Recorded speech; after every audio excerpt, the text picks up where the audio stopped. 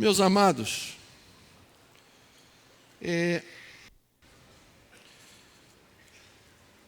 abra sua Bíblia aí, por favor. Livro de Números. Texto até estranho.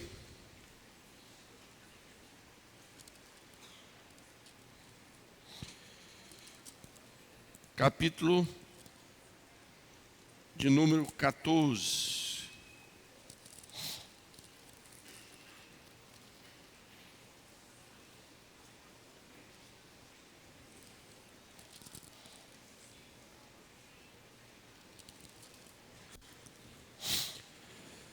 Números, livro de Números 14.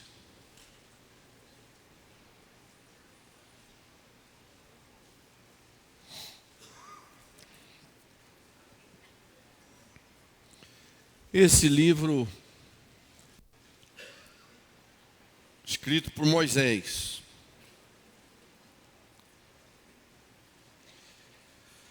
O versículo 42.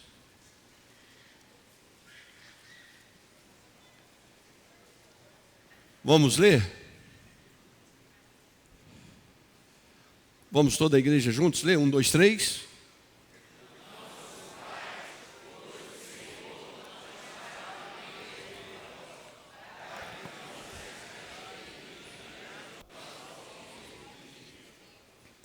Deixa eu fazer uma leitura aqui na tradução da NAA, que é a Nova Almeida Atualizada. Não vão, porque o Senhor não estará no meio de vocês, e vocês serão derrotados pelos seus inimigos. Esse é um versículo do avesso, porque sempre a gente lê para ir, porque Deus vai convosco. Esse é o contrário. Não vai, porque o Senhor não está contigo. Tem um motivo quando Deus diz, vai, porque eu serei contigo e te darei a vitória. E tem outro motivo quando Deus diz, não vai, porque eu não serei contigo e não estarei no meio de vós. O livro de Números foi escrito há mais ou menos, irmãos, 3.400 anos atrás, porque foi escrito no deserto por Moisés. Ainda que depois, lá na frente, houve correções, arrumação de outros escritores hebraicos, né? Foi colocando uma coisa, mas quem escreveu foi Moisés. E a fonte desse livro é as próprias experiências de Moisés com o povo de Deus. Então foi escrito mais ou menos entre 1440 a 1410 a.C. E as pessoas que se destacam nesse livro é Moisés, Arão, Miriam, os 3 irmãos, Josué e Calebe. São as pessoas que mais vão se destacar. E as pessoas dizem que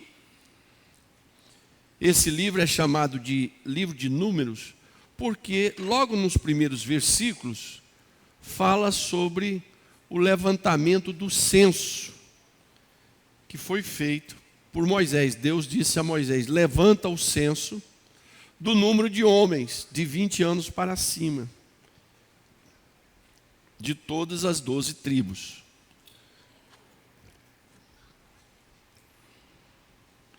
Também outros dizem que a palavra números quer dizer deserto, pelo fato deles estarem caminhando no deserto. E esse livro ele é escrito num período de 40 anos, que foi desde aquela saída do Sinai, não do Egito, mas aquela saída do Sinai, vão até perto de Jericó. Aí os espias trazem aquela palavra negativa, eles voltam. E Deus diz, foram 40 dias que foram lá espiar a terra, vão ser 40 anos, um dia, um ano por cada dia. pela desobediência de vocês vão ficar 40 anos aqui nesse deserto.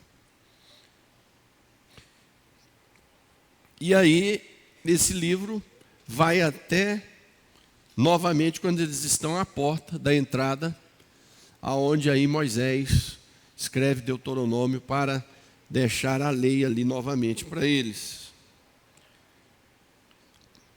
Este livro apresenta o número e a ordem de Israel, o levantamento do número dos homens, que era feito para saber o número de homens para a guerra.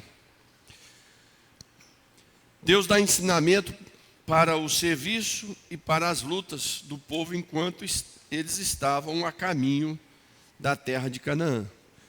Deus começa a preparar o povo durante esse deserto, preparando eles para entrar na terra da promessa.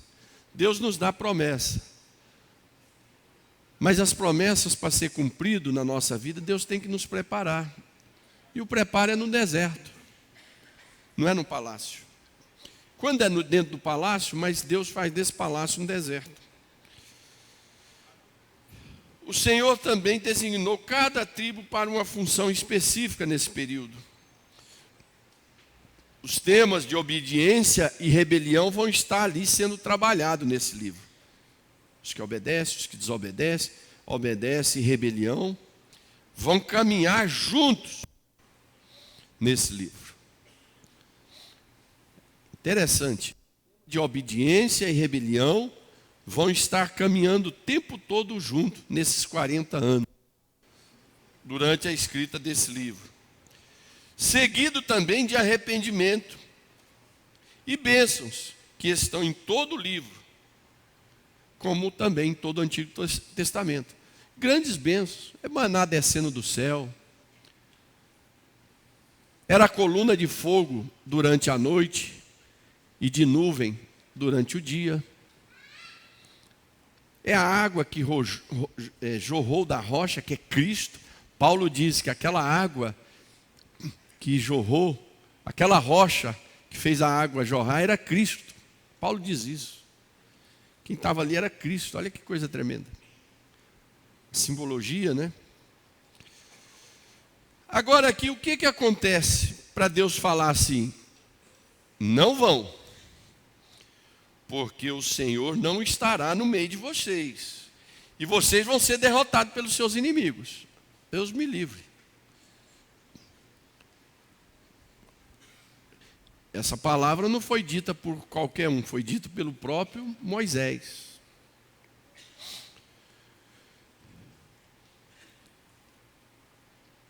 Qual é o contexto disso aqui? O que envolve aqui para Deus falar isso? A partir do capítulo 13, no 12 já tinha tido uma confusão, que Miriam e Arão fizeram uma rebelião contra Moisés, porque Moisés casou com a etíope, ou nas traduções mais tradicionais diz Cusita, terra de Cusas.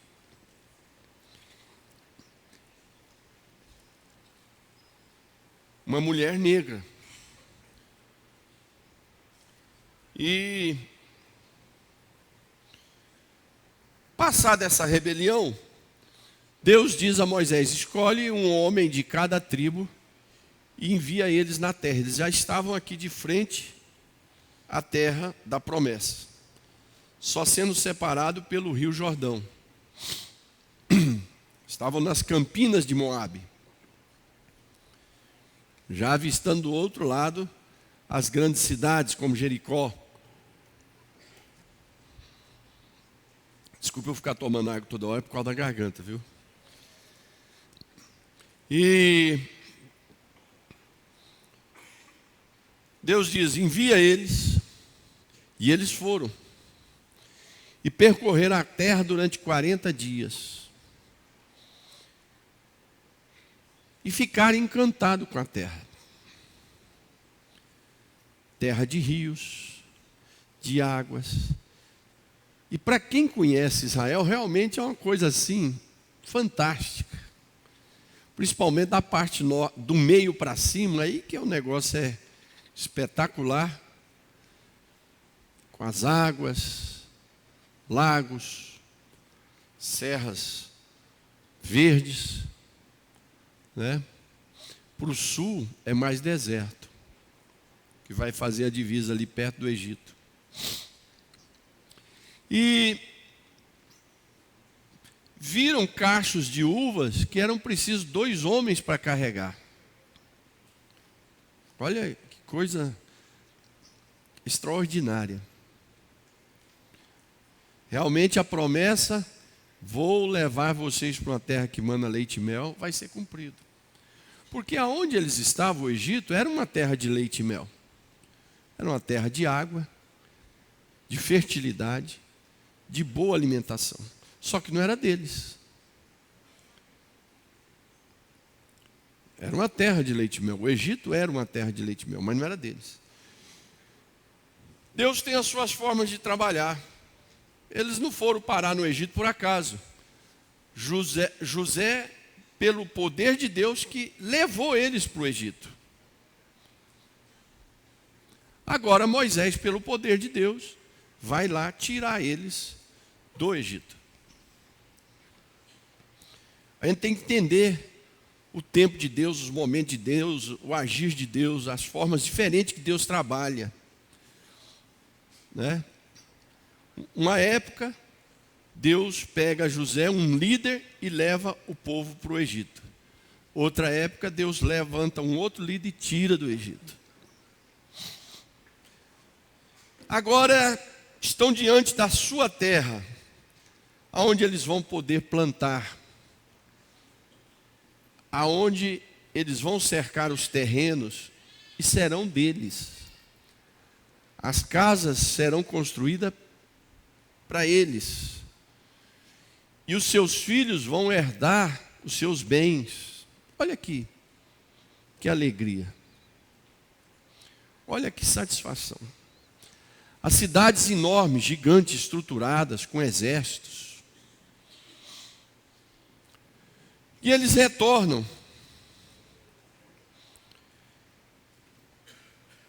Dos 12, 10 trazem um relatório e dizem: olha, estarrecedor, espetacular. Terra realmente é de leite e mel. Está aqui o cacho de uva. Mas aí eles colocam uma vírgula e dizem: mas... Aí começa. Mas é impossível nós conquistarmos essa terra ali. Os homens lá têm até gigantes.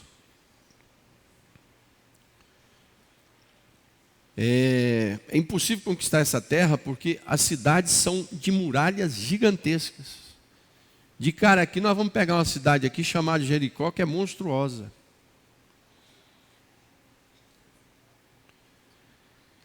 E o povo que estava em volta, porque era uma assembleia. Inclusive esse nome, assembleia, surge no Antigo Testamento.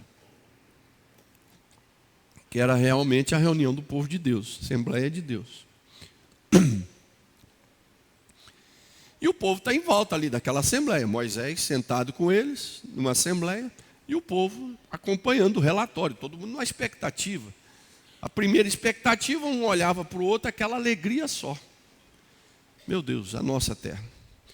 Mas aí começou o mais.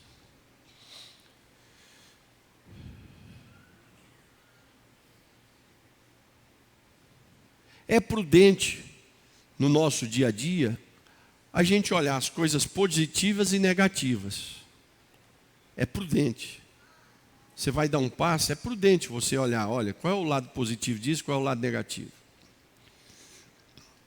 Mas quando é uma promessa de Deus, uma ordem de Deus, esquece o negativo. Olha e ouça o que Deus vai fazer. Para não ter problema.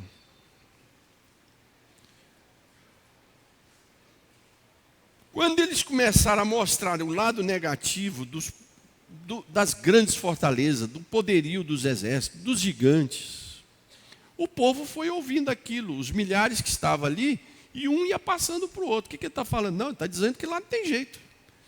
E aquilo foi gerando um medo no povo, de tal forma que houve um agito. E Caleb pede a palavra e diz: gente, não é assim não. Nós sabemos que isso aqui tinha 2 anos que eles tinham vindo do Egito. Tinha 2 anos que o mundo inteiro tinha ficado sabendo quem era o Deus de Israel. O que Deus fez no Egito foi tão tremendo e abalou o mundo de tal maneira que passado, não agora esses 2 anos, mas naquela segunda vez que eles vão parar de frente de Jericó, já com Moisés escrevendo o livro de Deuteronômio, morrendo e Josué atravessando, Raabe disse aos seus espias, aos espias de Israel, aos 2, nós ouvimos falar o que o Deus de vocês fez no Egito. Isso tinha passado 40 anos, uma prostituta, Raabe, que vai entrar na linhagem aí de Jesus, ela declara, ela diz, nós ouvimos o que o Deus de vocês fizeram lá no Egito com os deuses do Egito. 40 anos depois. Aqui, Jaziel, tinha passado 2 anos só, então isso estava muito vivo. Esses milagres eram muito vivos. E o povo esqueceu. Raabe, 40 anos depois, sendo uma mulher cananeia, testemunhou o poder de Deus. Ele sendo o povo de Deus, 2 anos depois, fora o processo ali no deserto, vendo milagres acontecer, eles são tomados pela incredulidade, pela rebelião, pela dúvida. Caleb levanta e diz, não senhor, gente, nós temos um Deus, vocês não estão lembrados? Há 2 anos atrás, o que Deus fez no Egito? O que ele está fazendo no deserto? Olha aí a coluna de fogo, pelo amor de Deus, não estão vendo aí não a coluna de fogo, nuvem, maná descendo do céu. O que vocês estão duvidando? Não, porque isso aí, você nos trouxe para cá para morrer nesse deserto, lá nós tínhamos comida boa.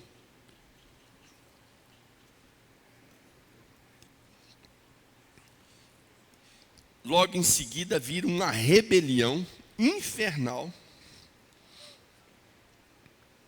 contra Moisés.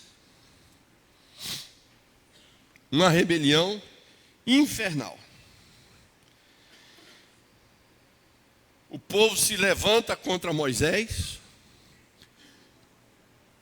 para querer matar ele e Arão, inclusive Caleb e Josué, que estavam do lado deles.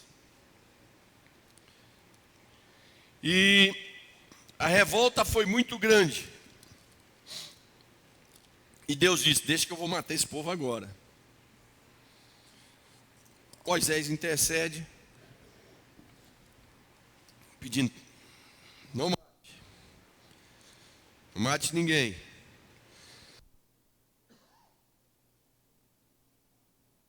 E a revolta de Deus foi tão grande com o povo, a tristeza, e disse, olha, nenhum de vocês vão entrar nessa terra, com exceção de Caleb e Josué. Os demais vão morrer aqui. Foram 40 dias que vocês ficaram lá espiando, vocês vão ficar 40 agora nesse deserto. Olha, irmãos, você já atrasou as bênçãos de Deus na sua vida? Precisa levantar a mão, mas você já teve essa experiência? Eu já.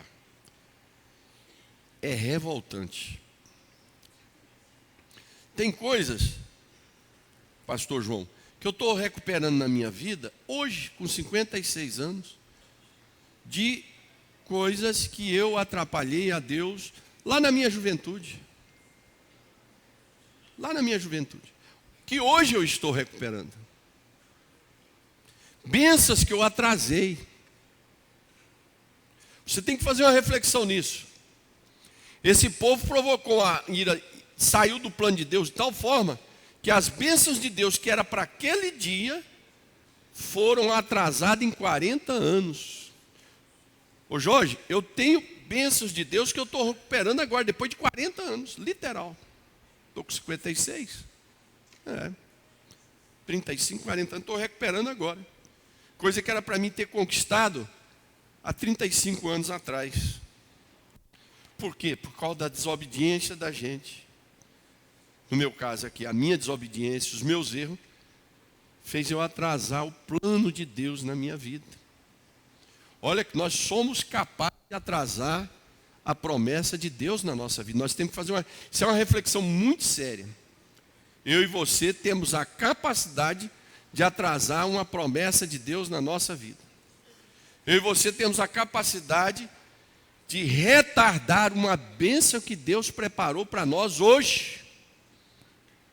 E por causa das nossas atitudes, nós retardamos essas bênçãos. Quando não perdemos. Que às vezes perde de vez. Coré, Datã e Abirã perderam de vez.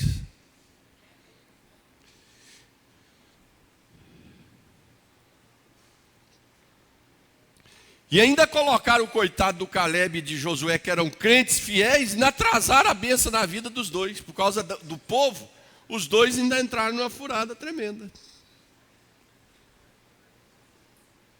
Olha isso. Você está com alguém que ainda atrasa as bênçãos de Deus na sua vida. Meu Deus do céu, é uma reflexão séria.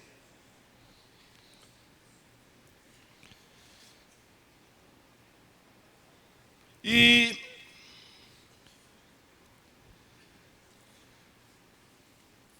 Moisés entra na frente de Deus, pede Deus para matar o povo, Deus não mata, mas diz, pode voltar agora. Vocês vão começar a andar aí agora, voltem. Tiveram que arrumar as malas, desfazer as tendas, guardar tudo e voltar de novo para o deserto.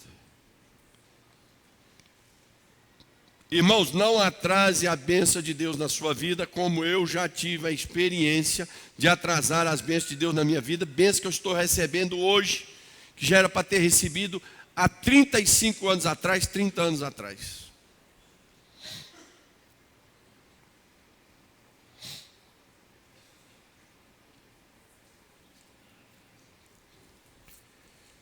E aí,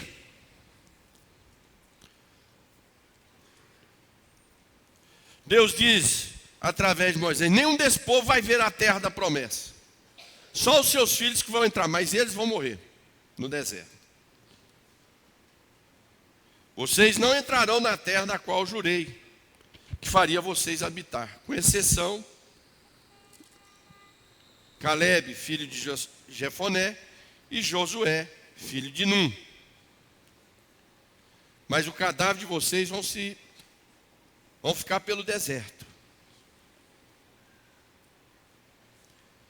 E muitos ali já morreram, Deus matou já com praga vários ali na hora.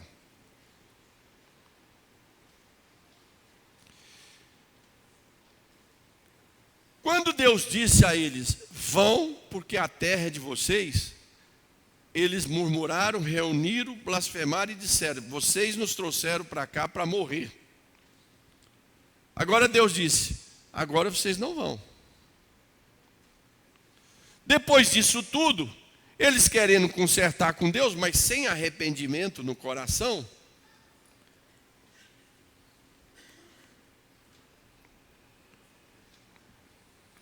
eles disseram a Moisés, não, nós vamos agora. Não, nós vamos nessa guerra, vamos lá atacar, vamos atacar os amalequitas, os cananeus, que estão logo ali adiante de nós vamos lá agora atacar eles. Aí Moisés disse, não, agora já passou. Não vai não. A hora de ir era aquela hora. Agora Deus não está mais no meio de vocês. Não vão, porque o Senhor já retirou do meio de vocês, e vocês vão ser derrotados pelos seus inimigos.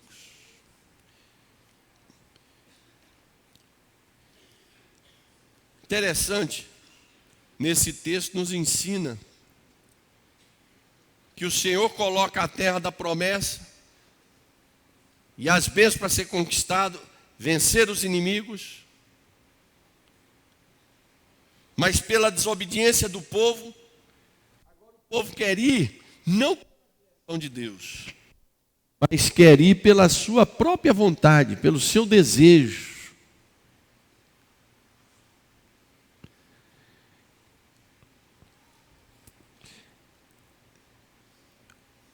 A gente, como pastor, tem muita experiência na igreja com o povo de Deus.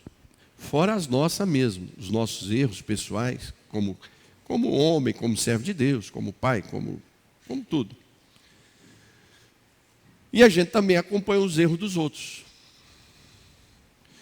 Quantas vezes na igreja a gente vê pessoas tomando decisões pessoais que não são decisões de Deus.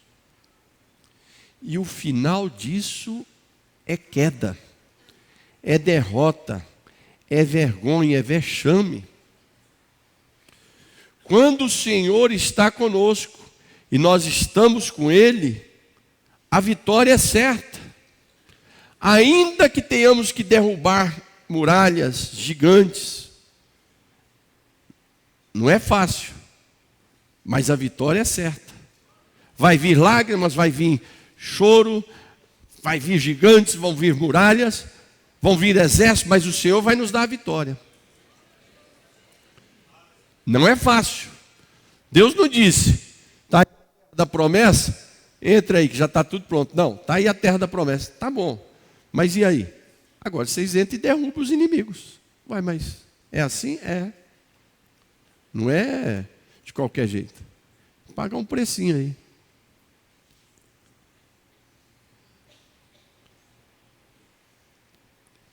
E quando a gente vê alguém andar pelos planos de Deus, na direção de Deus, é coisa maravilhosa. A gente, quando fica pastor na igreja, a gente vai acompanhando o rebanho. No meu caso aqui, está 11 anos, então se acompanha mais ainda. Aí você vai vendo aqueles que estão indo pelo caminho de Deus, no plano de Deus, e eles vão subindo e vão vencendo. E você vai vendo aqueles que vão sem o plano de Deus, com decisões pessoais, e vão caindo. Não estou dizendo de você passar lutas, de você passar uma fase ruim na vida, que isso todo mundo passa. Igreja passa fase ruim, igreja tem época que os cultos são fervorosos e cheios, tem época que é mais vazio, é mais difícil, tem época que os cultos é aquele poder facilmente, outra época é mais... São momentos da igreja. São as batalhas espirituais, são as dificuldades, são as lutas, são crises que a igreja passa. Então tem momentos altos e bons a igreja, né? Tinha um hino bem feio antigamente, quando eu era criança, dizia: subo o morro, desço o morro carregando a minha cruz, mas não deixo de marchar ao encontro de Jesus. Quer dizer, a vida cristã é esse sobe morro e desce morro, né? E a igreja é assim, tem época que ela está lá em cima, os cultos fervorosos, gloriosos, tem época que está mais embaixo, daqui a pouco volta de novo. A nossa vida tem isso. Mas eu estou falando de gente que a gente, como pastor, vai acompanhando, que sai do plano de Deus e começa uma derrocada até ir parar lá no mundo. Não é um processo da noite para o dia. São pessoas que tomam decisões no ministério de forma carnal. São pessoas que tratam a obra de Deus de forma carnal. São crentes na igreja que tratam os trabalhos, as coisas de Deus de forma carnal. Acha que é eles que são dono dos próprios planos. Acha que eles fazem e desfazem. Irmão, eu não sei se foi a criação que meus pais me deram. E também assim, a minha própria busca em Deus, a cada dia, buscando o Senhor para ver se eu melhoro como crente. Eu morro de medo de não ir para o céu. Eu luto noite e dia. Eu tenho um temor tremendo. Eu vejo gente assim dentro da igreja que não tem temor nenhum. Uma coisa incrível. Eu fico olhando e falo: meu Deus do céu, o que é isso? esse povo aqui, quando estava na direção de Deus, que o homem de Deus disse, vão, porque a terra é de vocês, eles disseram, não. Como é que Deus nos trouxe para morrer nesse deserto? Agora o homem de Deus levanta e diz, aí como Deus castigou eles, matou uns, disseram que eles iam ficar no 40 anos, eles falaram, não, vamos consertar esse negócio aí. Mas consertar sem arrependimento sincero, irmãos, não nos leva a nada. Nos leva a queda maior ainda. Para nós consertarmos tem que ter um quebrantamento, um arrependimento sincero e deixar Deus falar de novo, não é nós tomarmos a decisão. Eu me arrependi, agora pronto, eu vou fazer. Não. Arrependimento profundo e sincero. O que é arrependimento? É uma palavra teológica tão forte na Bíblia. O que é arrependimento? Arrependei-vos. O que é arrependimento? Arrependimento é você mudar de caminho. Você está indo para o norte, você muda e diz, não vou mais para o norte, o meu caminho é para o sul. É mudar de comportamento. Arrependimento é mudar de comportamento. Jesus ainda conta a parábola. Tinha 2 filhos. O pai chegou e falou, meu filho, vai lá arrumar. Aí ele disse assim, não vou não. Aí Jesus chamou o outro e disse, meu filho, vai lá arrumar a vinha do seu pai. Ele falou, pode deixar. Só que aí Jesus disse, o que disse que ia, não foi. Mas o que disse que não ia, se arrependeu e foi. Arrependimento é, para fechar, é mudança de atitude. Quando alguém chora, ai, meus pecados, mas não mudou de atitude, não houve arrependimento. Houve um remorso. Judas teve remorso, chorou. Foi lá, devolveu as moedas. Mas ele não se arrependeu, porque arrependimento é mudar de vida. É mudar de atitude. Esse povo aqui não se arrependeu. Não se quebrantaram, não tomaram a norma de Deus. Mas eles por si próprios disseram, tá bom, então nós vamos lá agora e vamos vencer os amalequitas, os cananeus. E Deus diz, não vão. Porque o Senhor não estará no meio de vocês, e vocês serão derrotados pelos seus inimigos. Irmãos, eu ouço essa palavra e fico morrendo de medo, porque eu sou um líder. Imagina eu estar fazendo a obra de Deus aqui, Deus não ir comigo. E Deus não ir conosco.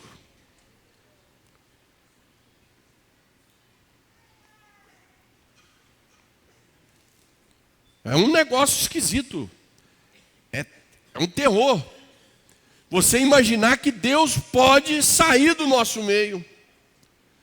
Que Deus pode nos abandonar.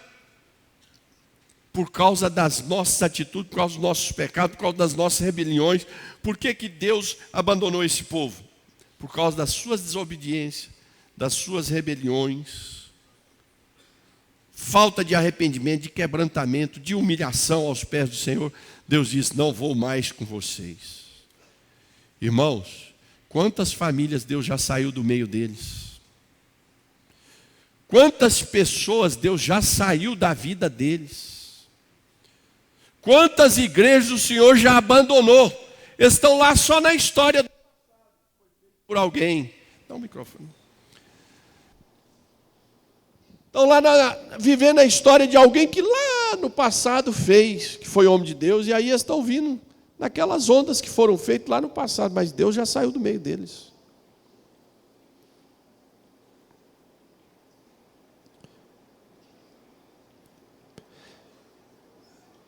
A Bíblia diz que Sansão levantou e disse, farei com esses filisteus o que eu fiz das outras vezes. E a Bíblia diz assim, não sabia ele que o Espírito do Senhor já tinha saído dele. Misericórdia. Deus, ele sai de pessoas, Deus, ele sai de famílias, Deus, ele afasta de igrejas. Quando aquele povo, quando aquela pessoa brinca com o Senhor, não anda nos seus caminhos, não se arrepende, é de coração duro, não se quebranta, a pessoa levanta e vai fazer a obra de Deus, quer fazer as coisas e não sabe que o Senhor já o abandonou. Deus já largou. E esse negócio é tão sério que Davi, quando pecou, ele foi chorar e disse: Senhor, não retira de mim o teu espírito. Porque há possibilidade do Senhor sair do nosso meio. Imagina você chegar aqui para um culto e o Senhor não está mais aqui. Imagina você na sua casa chegar e o Senhor não está mais lá na sua casa.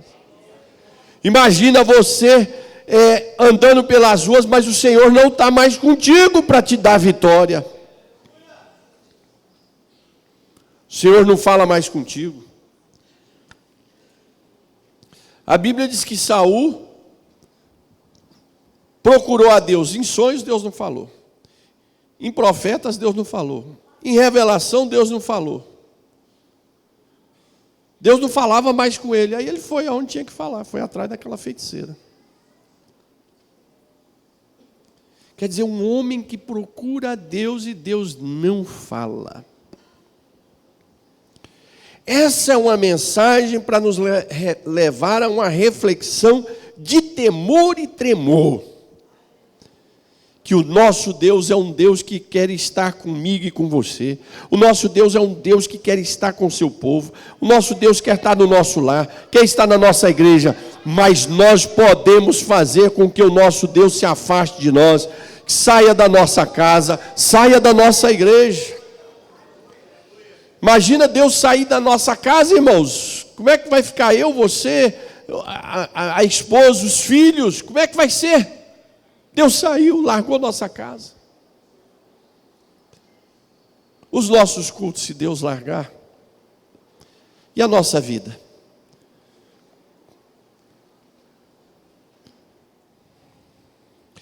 E aí o versículo 44. Olha, que povo terrível. É para ir atacar que Deus é com vocês. Não, nós não vamos. Não vão agora porque Deus não está com vocês. Não, agora nós vamos. Olha que povo.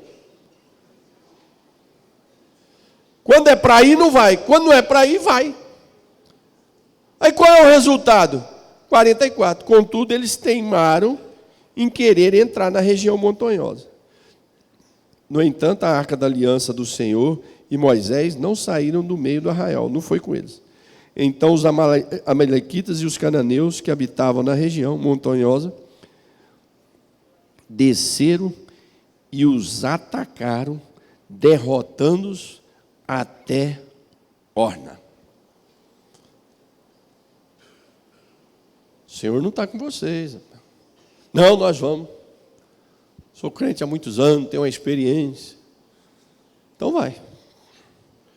Pois foram derrotados. Envergonharam o nome do Senhor, envergonharam o povo de Deus, porque o Senhor não estava mais com eles.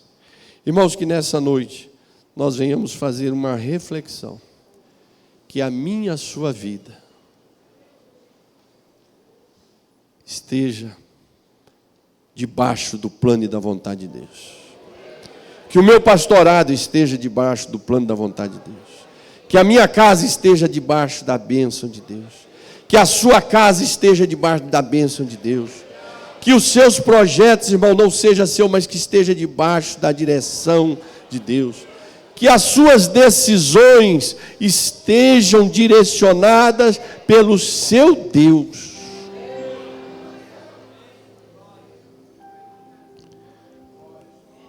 Assim diz o Senhor. Amém? Glória a Deus. Vamos ficar de pé, irmãos. Vamos fazer uma oração.